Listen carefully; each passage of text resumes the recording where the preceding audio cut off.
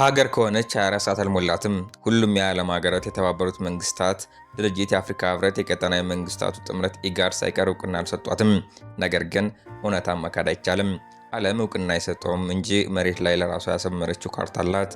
የምታስተዳድረው ህዝብና ግዛት፣ የሚያስተዳድራት መንግስት፣ የምታስተዳድርበት ህገ መንግስት፣ ከፍ አድርጋ የምታውለበልበው ሰንደቅ ዓላማ፣ ከጠላት የሚጠብቃት የጦር ኃይል፣ በስሟ ያተመችው የመገበያ ገንዘብ፣ ሀገር የሚያስብል ሙሉ ቁመና አላት። ያውም ለድፍን 3 አስርተ ዓመታት የቆየ ግን ያም ሆኖ ሀገር አይደለችም፣ አልነበረችም። ቀልድ ቢመስልም በአፍሪካ ቀንድ የዚችን ሀገር ያልሆነች ሀገር ያህል ሰላም ያለው እጅግ ውጤታማ የሚባል ምርጫ ስርዓት የገነባ በዲሞክራሲያዊ መንገድ መንግስት የሚቀያየር ሀገር አይገኝም። በጎረቤት ሀገራት እንዳሻቸው የሚፈነጁት አሸባሪዎችም ጫፏን ነክተዋት አያውቁም። የሚደንቀው ደግሞ ሰላሟን ለማስከበር የተባበሩት መንግስታት ድርጅት፣ የአፍሪካ ህብረትም ሆነ የሌላ የትኛውም ሀገር ሰላም አስከባሪ ያህል አላስፈለጋትም። ኢኮኖሚ ለመገንባት ከዓለም ባንክም ሆነ ከአይኤምኤፍ ብድር አልተቀበለችም።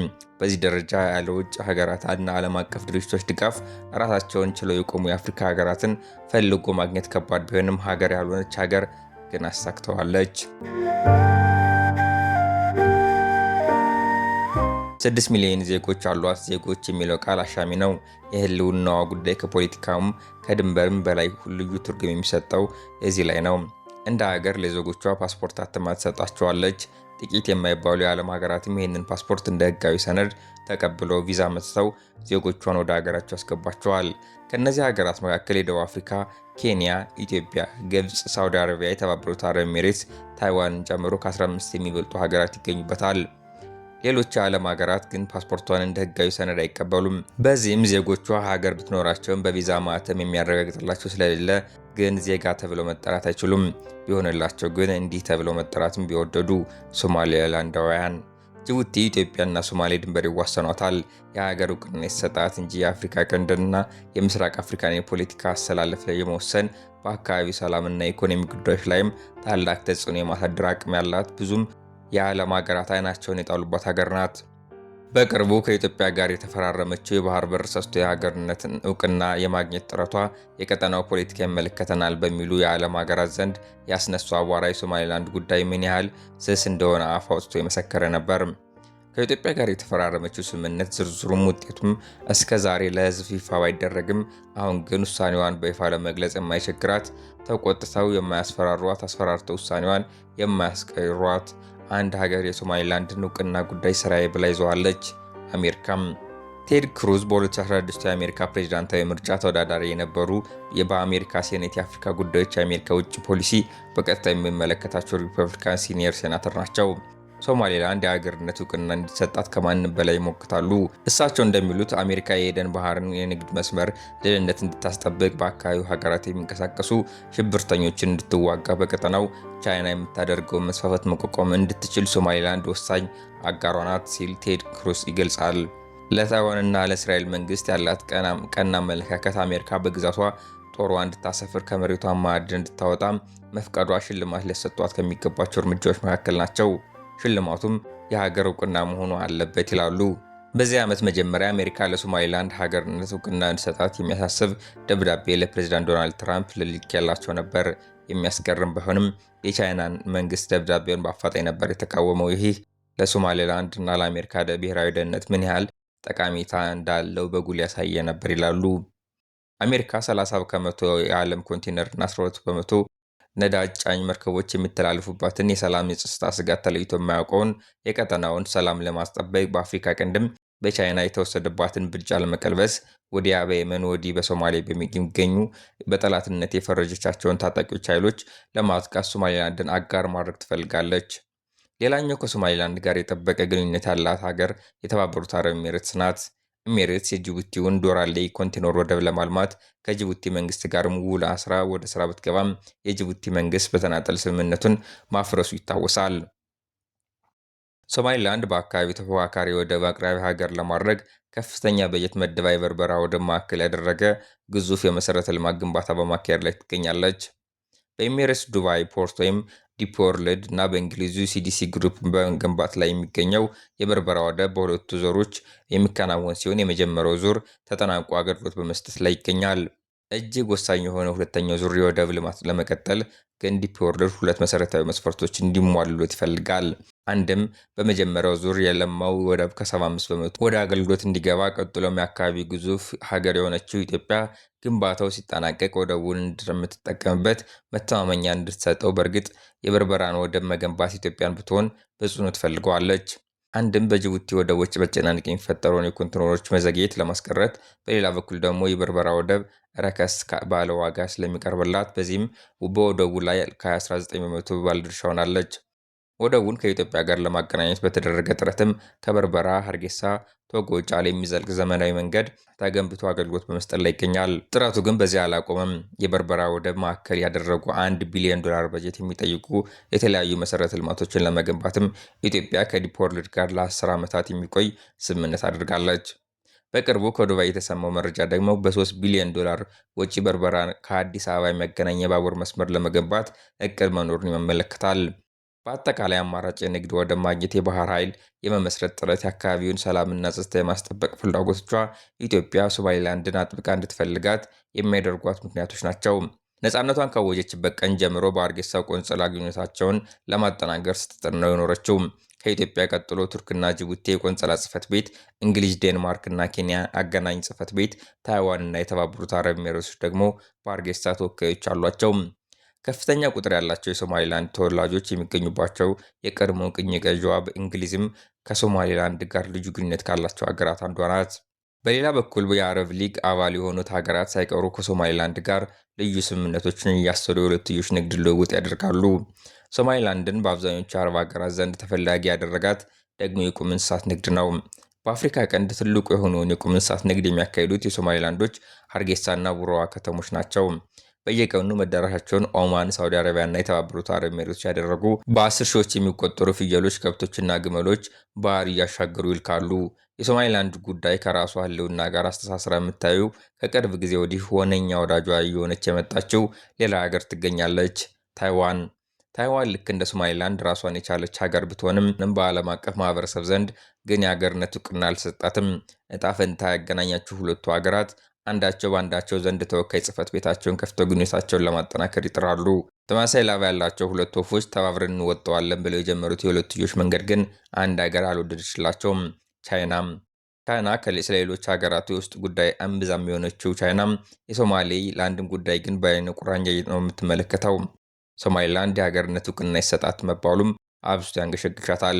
ምክንያቱም የሶማሌ ላንድ ነፃ ሀገርነት ከተቀበለች ራሱ ያወጣችውን የአንዲት ቻይና ፖሊሲ ሻረች፣ ግዛቴ ለምትላት ታይዋንም የማርያም መንገድ ሰጠች ማለት ነው። በሶማሌና በኢትዮጵያ በቻይናና በአሜሪካ በአረብ ሊግና በተባበሩት ኤሚሬቶች ዋልታ ረገጥ ፍላጎቶች የተወጠረችው ሶማሊላንድ ሀገር ያልሆነች ሀገር እንደሆነች ደፍረው ሀገር ነሽ የሚላትን አንድ ሀገር እንደናፈቀች 34 ዓመታትን አሳለፈች። የተበላሸ ፖለቲካ ሀገር እንደሚበትን የዛሬዎቹን ሶማሊላንድን ፑንትላንድ የወለደው የሶማሌ ታሪክ ሕያው ምስክር ነው። ፕሬዚዳንት ሲያድ ባሬ ወደ ስልጣን እስከመጡበት 1969 ሶማሊያ አንድ ሀገር ነበረች። በእርግጥ በሲያድ ባሬ ስርም አንድ ሀገር የነበረች ቢሆንም ዋናው ክፍል እና የእርስ በርስ ጦርነት የጀመረው በእሳቸው አስተዳደር ወቅት ነው። ከሲያድ ባሬም ከዘመናዊነት ሶማሊያ መፍጠር በፊት የነበረችው ሶማሊያ በሁለት ቅኝ ገዢዎች ስር ትተዳደር ነበር። ሰሜን ሶማሊያ በእንግሊዝ፣ ደቡብ ሶማሌ በጣሊያን መጠሪያቸው የእንግሊዝ ሶማሊላንድ እና የጣሊያን ሶማሌላንድ ሲሆን በብሔር በቋንቋ በሃይማኖት አንድ ቢሆንም ከ80 ዓመታት በላይ በሁለት የተለያየ አስተዳደር ዘይቤ ነበር የተመሩት። የሰሜኑን ክፍል የያዘችው እንግሊዝ በሌሎች ቅኝ ግዢዎች እንደምታደርገው በሶማሊላንድ ጠንካራ ማዕከላዊ መንግስት አልነበራትም። እዚህ ግባ የሚባል መሰረተ ልማትም አልገነባችም። በእንግሊዝ ስር የነበሩት ሶማሊላንዳውያን በጎሳ መሪዎች ስር ከሞላ ጎደል ባህላዊ አስተዳደር ስርዓታቸው እየከወኑ የጎላ ጣልቃ ገብነት ሳይገጥማቸው ነው የኖሩት። ይህ ራስን በራስ የማስተዳደር ባህላቸው አድጎ ዛሬም በየትኛውም የዓለም ክፍል የማይገኝ በሶማሊላንድ ህገ መንግስት እውቅና የተሰጠው እና በሀገሪቱ የፖለቲካ ውስጥ ከፍተኛ ተጽዕኖ መፍጠር የሚችል የሀገር ሽማግሌዎች ምክር ቤት የሚባል የፖለቲካ መዋቅር አላት። ሶማሊላንድ በሰላሟ በዲሞክራሲውም ረገድ ጥሩ ውጤት ለማስመዝገቧ የእነዚህ አባቶች ተሰሚነት ትልቁ ድርሻ ይወስዳል። ጣሊያን በተቃራኒው ጠንካራ ማዕከላዊ መንግስት መስርታ ሞቃዲሾን ዋና መቀመጫው አድርጋ እንደ ማንኛውም ቅኝ ግዛት በሁሉም ነገር አዛዥና ተቆጣጣሪ ሆና ነው የቆየችው። ነፃ በመውጣት የእንግሊዟ ሶማሊላንድ ከጣሊያን ሶማሊላንድ በ5 ቀናት ትቀድማታለች። ሶማሌላንዳውያን የደቡብ ወንድሞቻቸውን ነጻ እስኪወጡ ጠብቀው በፍላጎታቸው ተቀላቅለው ሶማሌ የምትባለው ሀገር መሰረቱ። ወዲያውም ጠንካራ ማዕከላዊ መንግስት ተቋቁሞ ስልጣኑን ግን ዘመናዊ አስተዳደሩ ስርዓት ጠንቅቀው የሚያውቁት ከጣሊያን ቅኝ ግዛት ነጻ የወጡት ደቡባውያን ፈጥነው ተቆናጠጡት። ዋና መቀመጫቸውም ሞቃዲሾ ላይ እንዲሆን ወሰኑ። የደቡቦች ብልጣብልጥነት ለሰሜኖች ምቾት አልሰጣቸውም። መንግስታዊ መዋቅሩን የሚወስነው አዲስ ህገ መንግስት በህዝብ ውሳኔ ሲጸድቅም በአጠቃላይ ሂደቱ ላይ ቅሬታ አለን፣ በህዝብ ውሳኔውም አንሳተፍም ቢሉም በድምፅ ብልጫ ተሸነፉ። ነገርየው አልጥም ያላቸው ከሰሜን የተገኙት ወታደሮች በማዕከላዊ መንግስት ላይ የመፈንቅለ መንግስት ሙከራ አድርገው ሳይሳካ ከሸፈ።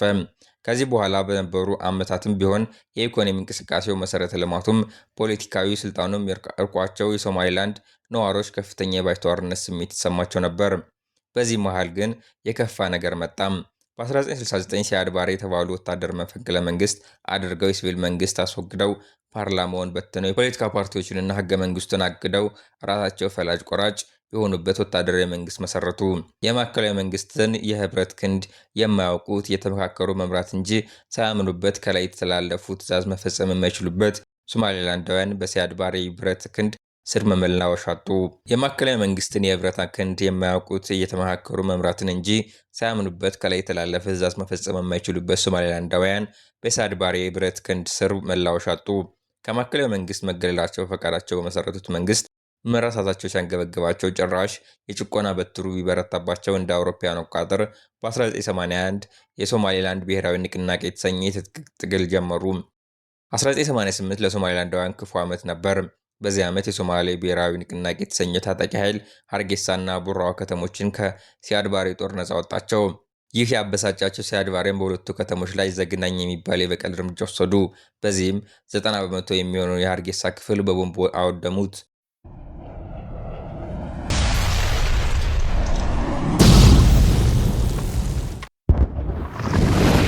በጥቃቱ በ10 ሺዎች የሚቆጠሩ ሰላማዊ ሰዎች ሲገደሉ 500 ሺህ የሚሆኑት ደግሞ ወደ ኢትዮጵያ ተሰደዱ። በኋላ የተባበሩት መንግስታት ድርጅት ባደረገው ማጣራት በሲያድ ባሬ የተወሰዱ የበቀል እርምጃ የአንድ ጎሳ አባላትን ማዕከል ያደረገ የዘር ማጥፋት ወንጀል መሆኑን ታውጇል። የሲያድ ባሬ መንግስት በሶማሌላንድ ላይ የከፋ እርምጃ ይውሰድ እንጂ በመላው ሀገሪቱ የሚገኙ ዜጎች አምባገነናዊ አገዛዛቸው አስመሯቸው ነበር እና በሁሉም አቅጣጫ የትጥቅ ትግል ጀመሩ። ይህም ሶማሊያን ወደ ሙሉ የእርስ በርስ ጦርነት አሸጋገራት። እንደ አውሮፓውያን አቆጣጠር በ1991 የሲያድ ባሬ መንግስት ወደቀም። የደቡባውያን የእርስ በርስ ጦርነቶች ሲቀጥሉ፣ ሶማሊላንዶች ግን የቀድሞውን እንግሊዝ ቅኝ ግዛት ድንበር መሰረት ያደረገች ሪፐብሊክ ኦፍ ሶማሊላንድ ሲሉ የጠሯትን ነጻ ሀገር መሰረቱ። ምስረታዋ ከኢትዮጵያ ነጋዴዎች ጋር በቀጥታ ይገናኛል። ሀርጌሳ እንደ ዛሬው የደራች ከተማ ከመሆኗ በፊት ጥንት በበርበራ ወደብ በኩል ይነግዱ ለነበሩ ኢትዮጵያውያን የቀይ ባህር ከመድረሳቸው በፊት የማረፊያቸው ነበረች። ሀርጌሳ የሚለው መጠሪያቸውም ትንሿ ሀረር ለማለት በኢትዮጵያውያን የተሰጠ ስም መሆኑን ራሳቸው የሀርጌሳ አባቶች ይመሰክራሉ። ሀርጌሳ ነጻነት አደባባይ የሚባል ስፍራም አላት። ሱቅ የሆነውን የሀርጌሳ መርካቶ ልንለው እንችላለን። የከተማዋ ትልቁ የገበያ ስፍራ ነው። በ2022 ከደረሰበት የእሳት ቃጠሎ በማገገም ላይ የሚገኝ ቢሆንም ከውጭ ሀገራት የሚመጡ ምርቶች ከኢትዮጵያ አንጻር ካየነው በርካሽ ዋጋ የሚሸጡበት ስፍራ በመሆኑ ሀርጌሳ ከመጡ ሱቃውያን ሳይጎበኙ እንዳይመለሱ እዚሁ ከሲሆን ብዙም ሳይርቁ የሶማሊላንድ ሽልንግ የሚቀየርበት ስፍራ ያገኛሉ። ከእውቅና ጋር ተያይዞ የሶማሊላንድ ሽልንግ ዓለም አቀፍ ተቀባይነት ስለሌለው ከሌሎች ገንዘቦች ጋር ያለው ዋጋ እጅግ ዝቅተኛ ነው። በዚህ ምክንያት ለቁጥር የሚያዳግት ገንዘብ እንደዋዛ በገበያ መሃል ተከምሮ ወይም በጭነት ከቦታ ቦታ ሲንቀሳቀስ ሊመለከቱት ይችላሉ። ሀርጌሳ ከጥሬ ገንዘብ እኩል ዛፍ የተሰኘ የሞባይል ገንዘብ የሚንቀሳቀስበት ሀገርም ናት። የውጭ ሐዋላ ገንዘብ መላኪያ ዳሃብሽል በሶማሊላንድ በሰፊው ይሰራል። ሶማሊላንድ እንደ ሀገርም ከቁም እንስሳት ንግድ ቀጥሎ ትልቁ የገበያ ምንጭ ይኸው በውጭ ሀገራት ከሚገኙ ዲያስፖራዎቿ የሚላኩ ገንዘብ ነው። ከፍተኛ ቁጥር ያላቸው የሶማሊላንድ ዜጎች በአረብ ሀገራት፣ በአውሮፓና በሰሜን አሜሪካ ስለሚገኙ በየዓመቱ $1 ቢሊዮን ገንዘብ ወደ ሀገራቸው ይልካሉ። ይህ ገንዘብን ከመንግስት ማህበራዊ ዋስትና ለማይቀርብላቸው የሶማሊላንድ ዜጎች የሕክምና፣ ትምህርትና መሰል ወጪዎችን የሚሸፍኑበት ትልቁ መተዳደሪያቸው ነው። ለምሁራኖችም የቀልድ ምንጫቸው ሆኗል። ስለ ሀገራቸው ጂዲፒ ሲጠየቁ የሶማሊላንድ ጂዲፒ የሚለካው በቁም እንስሳት ብዛትና ከሀገር ውጭ በሚገኙ ዜጎቿ ፍቅር ነው እያሉ ይቀልዳሉ። የሶማሊላንድ ሀገርነት እውቅና የማግኘቱ የ30 ዓመት ፍላጎት ያበቃለት ይመስላል። ከኢትዮጵያ ጋር የወደብ ስምምነት ተስማምታ የነበረችው ሶማሊላንድ በመጨረሻ ከእስራኤል በኩል የሀገርነት እውቅና አግኝታለች። ይህ የእውቅና ዜና ከአረብ ሀገራት ተቃውሞ የገጠመ ቢሆንም ሌሎች የዓለም አያላን ሀገራት በቀጣይ ለሶማሊላንድ እውቅና እንደሚሰጡ ይጠበቃል።